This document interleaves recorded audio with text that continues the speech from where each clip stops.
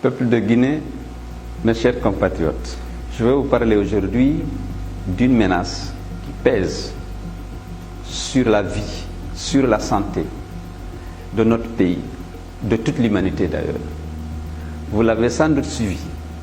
Le coronavirus a fait des ravages en Chine, en Europe, aux États-Unis, dans ces grandes puissances qui disposent des plus grands hôpitaux, des sommités intellectuelles, des grands laboratoires. On n'arrive pas à arrêter la propagation de ce virus.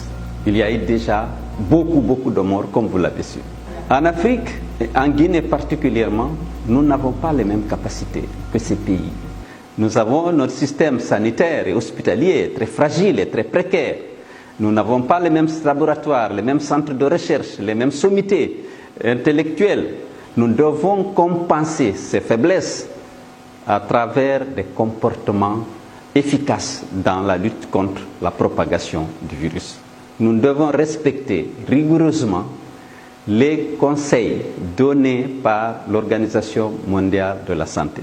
Il faut se laver régulièrement les mains avec de l'eau et du savon. Il faut éviter de porter ses mains sur le visage, notamment sur les yeux, sur le nez ou sur la bouche. Il faut garder une distance de sécurité d'1 mètre avec vos interlocuteurs.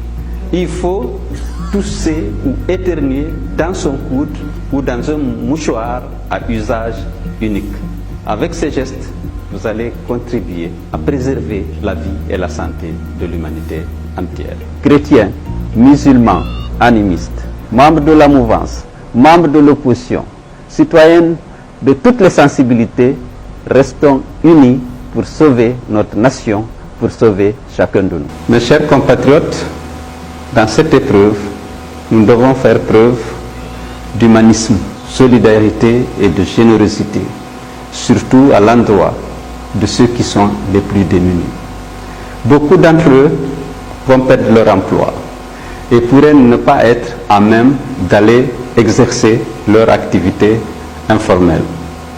Il faudrait qu'on les assiste, qu'on les aide pour qu'ils puissent continuer à vivre dignement. Nous comptons sur les uns et sur les autres.